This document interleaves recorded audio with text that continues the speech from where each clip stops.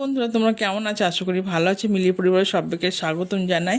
তো মানে শীত শেষ হয়ে যাচ্ছে, গরমকাল পড়ে যাচ্ছে। তো শীতের শেষে করলাম পাটিসাপটা। সেটা আমি কীভাবে করি তোমাদের সঙ্গে শেয়ার করব। 1 কাপ সুজি ভিজিয়ে রেখেছিলাম 20 মিনিট আগে, দিয়ে দিলাম এবার সাদা রোল ময়দা দেওয়ার পরে দিলাম একটু লবণ আর একটু হালকা চিনি। তাহলে কী হবে, মিষ্টি মিষ্টি না হলে ভালো লাগবে না, খুব মিষ্টি দিলেও ভালো লাগবে না।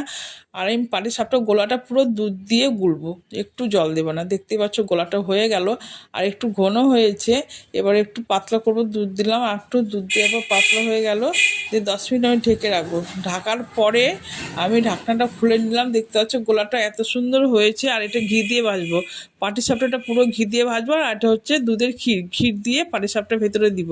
যাই হোক, চাটুরো গরম হওয়ার পর ঘিটা দিয়ে দিলাম। ঘিটা গরম দেওয়া হওয়ার পরে তখন আমি দিয়ে দিলাম গোলাটা, দিয়ে দিলাম। দিয়ে বেশ সুন্দর পাতলা পাতলা করে হবে। এটা পাতলা পাতলা করলে খেতে ভালো লাগবে, দারুণ লাগবে। দিয়ে দুধের ক্ষীরটা দিলাম, ক্ষীরটা দিয়ে পরে উল্টে দিলাম। দেখতে পাচ্ছ কত সুন্দর হয়েছে বন্ধুরা, খুবই সুন্দর হয়েছে। প্রথমে এত সুন্দর হয়েছে। তো যাই হোক, এক এক করে ভেজে নিলাম পাটিসাপটাগুলো, সবগুলো ভেজে নিলাম। ভেজে নেওয়ার পরে এবার রেখে দেবো। তোমরা কে কোথা থেকে ভিডিওটা দেখছো অবশ্যই কমেন্টে জানাবে। ভালো লাগলে লাইক শেয়ার কমেন্ট করবে, আর একবার এভাবে ট্রাই করে দেখবি, খুব সুন্দর লাগবে। দুধ দিয়ে যদি গোলাটা মানে গোলা যায় না পাটিসাপটা, এত সুন্দর টেস্ট হয় কি বলবো। দেখতে পাচ্ছ খুব সুন্দর হয়েছে, এত সুন্দর হয়েছে কি বলবো। যাই হোক বন্ধুরা, ভিডিওটা এখানে শেষ করলাম। তোমরা ভালো থেকো।